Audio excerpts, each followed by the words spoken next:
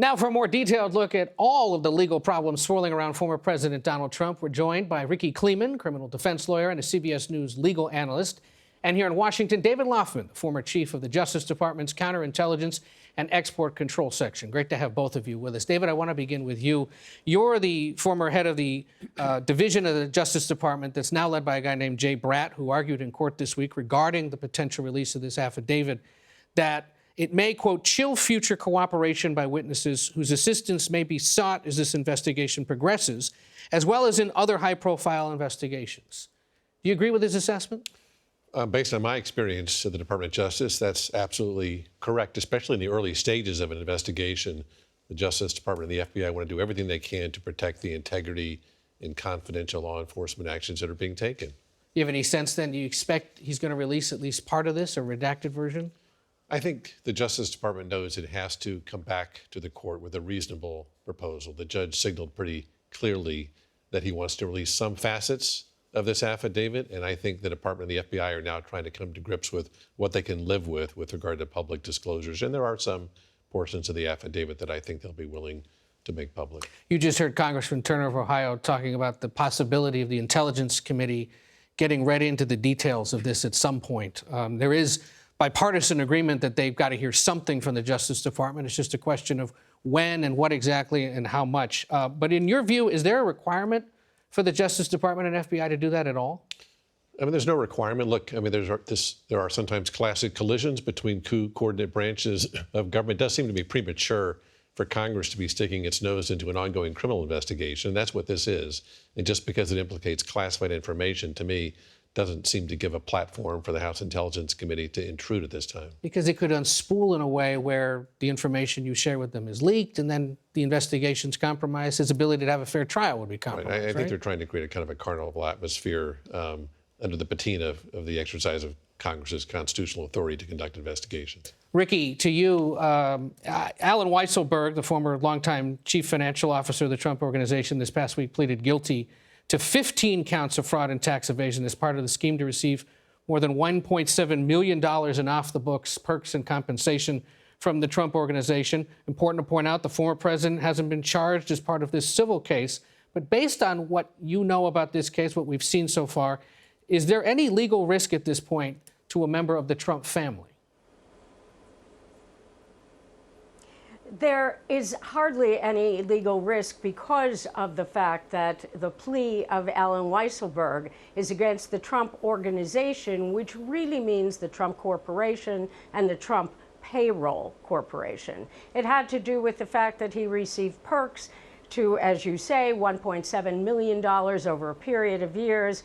The plea bargain seems abundantly clear. He is testifying against entities, not people. And there's been so much focus in the past 2 weeks on the Mar-a-Lago operation, this Weisselberg guilty plea this past week. But I know you believe that it's what's going down in Georgia that is potentially most legally risky for the former president, correct? There is no doubt in my mind that the most risk to the former president is, in fact, the Georgia investigation.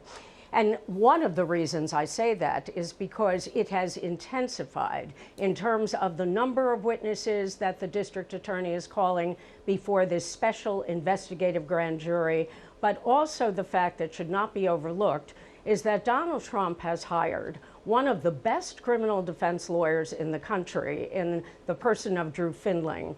Drew Findling was a past president of the National Association of Criminal Defense Lawyers. He is based in Atlanta. He knows how to work within the system ethically and properly, and he's fierce. So when we look at this particular situation, Rudy Giuliani called to testify last week. We have no idea, nor should we have any idea in a secret proceeding what he said or if he took the Fifth Amendment at any point in time. This week, Lindsey Graham is set to testify on Tuesday unless the 11th Circuit issues a stay and buys into his argument that his phone calls involving this election in 2020 and the results, when he wanted, allegedly, to say that they should look into the mail-in ballots, and perhaps there were many of the mail-in ballots that had faulty signatures, and his communications with Donald Trump would be the focus of this particular special grand jury, and that he wants to say, well, no, that was within my duties within the speech and debate clause. We're going to see what the 11th Circuit has to say about that, but I expect Lindsey Graham is going to have to testify. This grand jury is investigative only. They can issue a report that would tell the district attorney at a later point in time whether or not she does have reason to indict, probable cause to indict any of the players, including Donald Trump. And David Laufman, in terms of the operation at Mar-a-Lago, at this point, how concerned should any current or former staff of the former president there be concerned about legal exposure? Well, I think any individuals who were involved in removing classified information from the White House in the waning moments of the Trump administration, taking them to Mar-a-Lago, knowingly keeping them there in a place they're not authorized to be, has potential criminal jeopardy, depending on all the facts and circumstances that the investigation uncovers. One of the statutes referenced in the search warrant is the Espionage Act, and at issue in principle is a provision that makes it a crime to willfully retain national defense information. And the fact that these were highly classified documents, as high as top secret code word, makes it pretty clear to me the president has potential jeopardy here, compounded by what appeared to be deliberate misrepresentations by the president or his team to the government about whether classified information remained at Mar-a-Lago, and hence the obstruction statute referenced in the search warrant. Rikki, you've been at this for a long time, tracking legal cases of all sorts all across the country. Have you ever seen anyone facing more than a dozen legal, civil, congressional investigations at one time? And what is it like being an attorney for someone like that when they have competing, compounding legal concerns and interests?